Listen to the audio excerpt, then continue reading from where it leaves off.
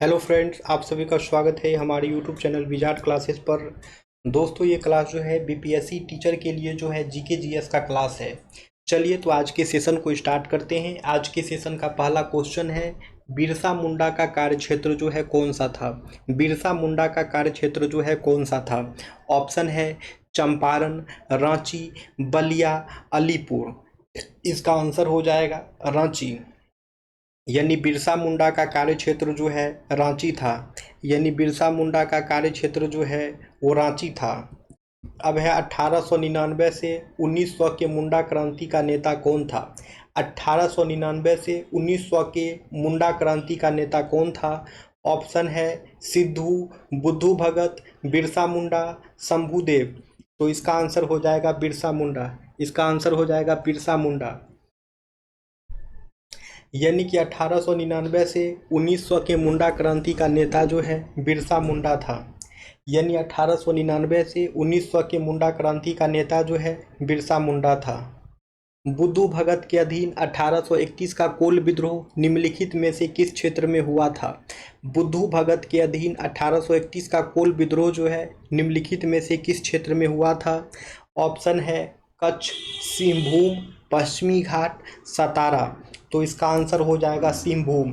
यानी बुद्धू भगत के अधीन जो है 1831 का कोल विद्रोह सिंहभूम के क्षेत्र में हुआ था।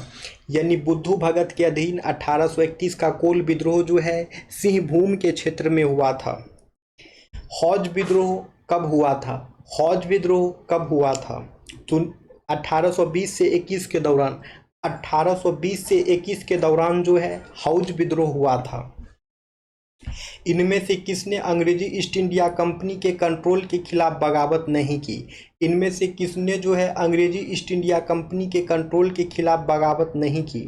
ऑप्शन है विजयनगरम का राजा, हैदराबाद का निजाम, तमिलनाडु के पोलीगार, त्रावणकोर के दीवार वेलुथम्पी। तो इसका आंसर हो जाएगा हैदराबाद के निजाम। ठीक है, तो इनमें से हैदराबाद के निजाम जो हैं वो अंग्रेजी ईस्ट इंडिया कंपनी के कंट्रोल के खिलाफ जो है बगावत नहीं किए थे। हैदराबाद के निजाम जो हैं वो अंग्रेजी ईस्ट इंडिया कंपनी के कंट्रोल के खिलाफ जो है बगावत नहीं किए थे। बंकिम चंद्र चटर्जी ने अपने उपन्यास आनंद मठ में निम्नलिखित में से किस विद्रोह को प्रसिद्ध किया था। बंकिम चंद्र चटर्जी ने अपने उपन्यास आनंद मठ में निम्नलिखित में से किस विद्रोह को जो है प्रसिद्ध किया था। ठीक है, तो इसका आंसर हो जाएगा सन्यासी विद्रोह। यानी बंकिम चंद्र चटर्जी ने अपने उपन्यास आनंद मठ में जो है सन्यासी विद्रोह को प्रसिद्ध किया था। अफगानिस्तान के प्रति आक्रामक नीति का पालन करने वाला वायसराय कौन था। अफगानिस्तान के प्रति आक्रामक नीति का पालन करने वाला वायसराय कौन था। तो लॉर्ड लीटन था। अफगानिस्तान के प्रति आक्रामक नीति का पालन करने वाला वायसराय जो है लॉर्ड लीटन था। 1878 का वर्नाकुलर प्रेस एक्ट किसने रद्द कर दिया। 1878 ईस्वी का जो वर्नाकुलर प्रेस एक्ट था उसको किसने रद्द कर दिया। ऑप्शन है Lord Curzon, Lord Ripon, Lord Minto, Lord Lytton. Answer हो जाएगा लॉर्ड रिपन। आंसर हो जाएगा लॉर्ड रिपन।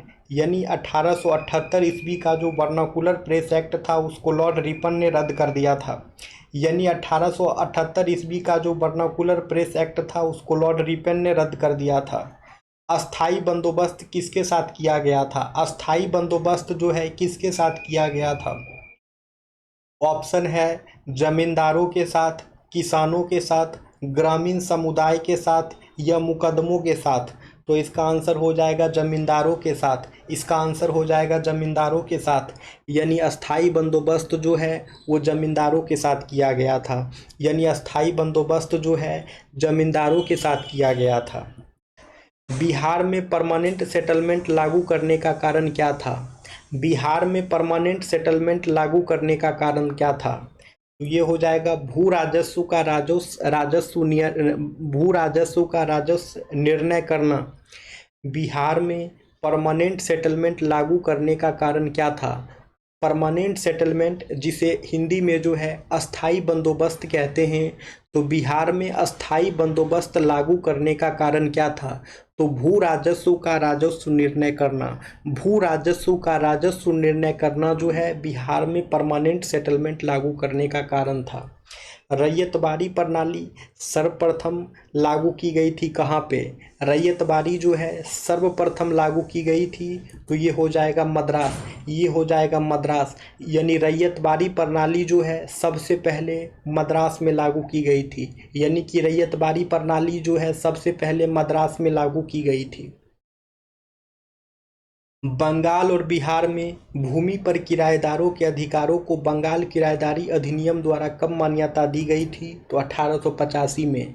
बंगाल और बिहार में भूमि पर किराएदारों के अधिकारों को बंगाल किराएदारी अधिनियम द्वारा कब मान्यता दी गई थी? तो 1885 में।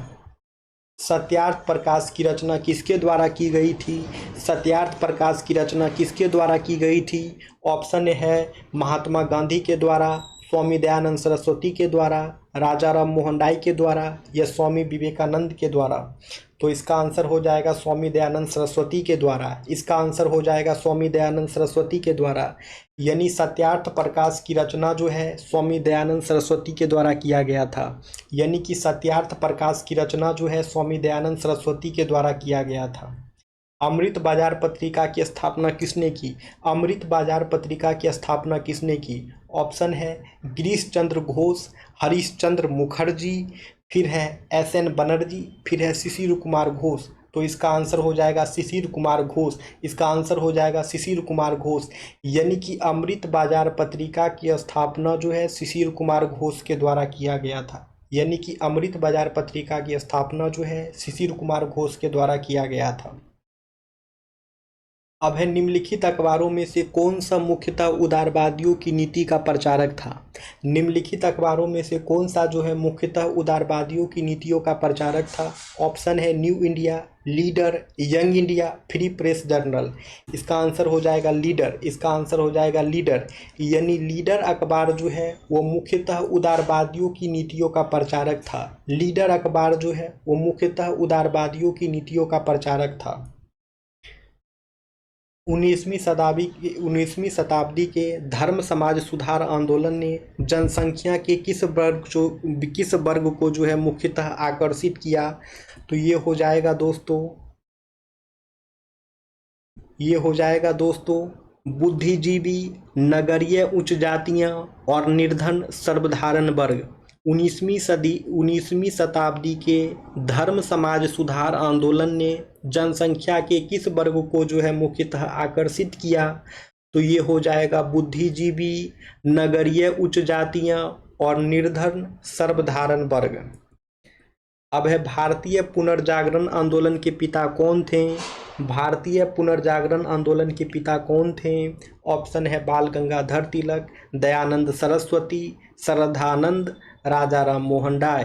तो इसका आंसर हो जाएगा राजा राम मोहन राय। इसका आंसर हो जाएगा राजा राम मोहन राय।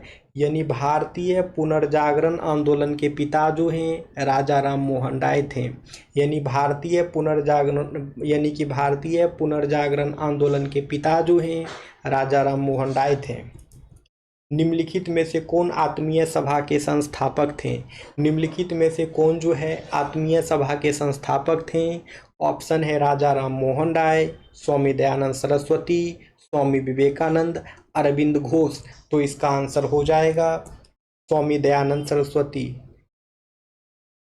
इसका आंसर दोस्तों राजा राम मोहन राय होना चाहिए। ऐसे देख लीजिएगा, राजा राम मोहन राय ही होना चाहिए आत्मीय सभा के संस्थापक। ठीक है, वैसे हम भी चेक कर लेते हैं दोस्तों, क्योंकि डाउट नहीं रहना चाहिए। 1 मिनट, आत्मीय सभा के संस्थापक कौन थे ना? हाँ, तो इसका आंसर जो है स्वामी दयानंद सरस्वती जो यहाँ दिया गया है ना, ये गलत है, राजा राम मोहन राय होगा, क्योंकि हमको लग रहा था इसमें डाउट। ठीक है, तो इसको हम कट कर देते हैं। ठीक है, तो इसका आंसर जो है राजा राम मोहन राय होगा। इसका आंसर जो है दोस्तों राजा राम मोहन राय होगा। ठीक है, राजा राम मोहन राय जो है वो करेक्ट आंसर होगा, और स्वामी दयानंद सरस्वती जो है ये इसका रॉन्ग आंसर हो जाएगा। ठीक है, ये जो है इसका रॉन्ग आंसर होगा, ये जो है रॉन्ग हो जाएगा। ओके। निम्नलिखित में से कौन जो है आत्मीय सभा के संस्थापक थे? तो राजा राम मोहन राय, राजा राम मोहन राय। ओके, राजा राम मोहन राय जो है आत्मीय सभा के संस्थापक थे। अब है ब्रह्म समाज की स्थापना कब हुई थी? ब्रह्म समाज की स्थापना कब हुई थी? तो 1828 में। ब्रह्म समाज की स्थापना कब हुई थी? तो 1828 में। प्रार्थना समाज के संस्थापक कौन थे? प्रार्थना समाज के संस्थापक कौन थे? तो आत्माराम पांडुरंग थे। प्रार्थना समाज के संस्थापक जो है आत्माराम पांडुरंग थे। 19वीं शताब्दी में नव हिंदूवाद के सर्वश्रेष्ठ प्रतिनिधि कौन थे? 19वीं शताब्दी में जो है नव हिंदूवाद के सर्वश्रेष्ठ प्रतिनिधि कौन थे? ऑप्शन है बंकिम चंद्र चटर्जी, स्वामी विवेकानंद, रामकृष्ण परमहंस, राजा राम मोहन राय। तो इसका आंसर हो जाएगा स्वामी विवेकानंद। इसका आंसर हो जाएगा स्वामी विवेकानंद। यानी कि 19वीं शताब्दी में नव हिंदूवाद के सर्वश्रेष्ठ प्रतिनिधि जो हैं स्वामी विवेकानंद थे। यानी कि 19वीं शताब्दी में जो है नव हिंदूवाद के सर्वश्रेष्ठ प्रतिनिधि जो हैं स्वामी विवेकानंद थे। निम्नलिखित में से किस व्यक्ति ने 1893 में शिकागो में आयोजित विश्व धर्म संसद को संबोधित किया था? निम्नलिखित में से किस व्यक्ति ने 1893 में शिकागो में आयोजित विश्व धर्म संसद को संबोधित किया था? ऑप्शन है रविन्द्रनाथ टैगोर, स्वामी विवेकानंद, दयानंद सरस्वती, रामकृष्ण परमहंस। तो इसका आंसर हो जाएगा स्वामी विवेकानंद। इसका आंसर हो जाएगा स्वामी विवेकानंद। यानी कि 1893 में शिकागो में आयोजित विश्व धर्म संसद में को जो है स्वामी विवेकानंद संबोधित किए थे। स्वामी विवेकानंद ने रामकृष्ण मिशन की स्थापना किस वर्ष में की? स्वामी विवेकानंद ने रामकृष्ण मिशन की स्थापना किस वर्ष में की? तो इसका आंसर हो जाएगा 1897। इसका आंसर हो जाएगा 1897। यानी स्वामी विवेकानंद जो है रामकृष्ण मिशन की स्थापना 1857 ईस्वी में किए थे। यानी स्वामी विवेकानंद जो है रामकृष्ण मिशन की स्थापना जो है वर्ष 1857 में किए थे, 97 में, ठीक है, वर्ष 1897 में। यानी कि 1897 में जो है स्वामी विवेकानंद ने रामकृष्ण मिशन की स्थापना किए थे। दयानंद सरस्वती निम्नलिखित में से किस मिशन के संस्थापक थे? दयानंद सरस्वती जो है निम्नलिखित में से किस मिशन के संस्थापक थे? ऑप्शन है ब्रह्म समाज, चिन्मय मिशन, आर्य समाज, प्रार्थना समाज। तो इसका आंसर हो जाएगा आर्य समाज। इसका आंसर हो जाएगा आर्य समाज। यानी कि दयानंद सरस्वती जो है वो आर्य समाज के संस्थापक थे। यानी दयानंद सरस्वती जो है वो आर्य समाज के संस्थापक थे। किसने 1873 में सत्य शोधक समाज की स्थापना की? किसने 1873 में जो है सत्य शोधक समाज की स्थापना की? ऑप्शन है ज्योतिबा फूले, शिवनाथ शास्त्री, गोपाल कृष्ण गोखले, उपरोक्त में से कोई नहीं। तो इसका आंसर हो जाएगा ज्योतिबा फूले। यानी कि 1873 में सत्यशोधक समाज की स्थापना जो है ज्योतिबा फूले के द्वारा किया गया था। यानी कि 1873 में जो है सत्यशोधक समाज की स्थापना जो है ज्योतिबा फूले के द्वारा किया गया था। थियोसॉफिकल सोसाइटी की स्थापना किसने की थी? थियोसॉफिकल सोसाइटी की स्थापना किसने की थी? ऑप्शन है C.W. Leadbeater, Jiddu Krishnamurti, Shrimati Annie Besant, madam Blavatsky और कर्नल अल्कॉट। तो इसका आंसर हो जाएगा मैडम ब्लावित्स्की और कर्नल अल्कॉट।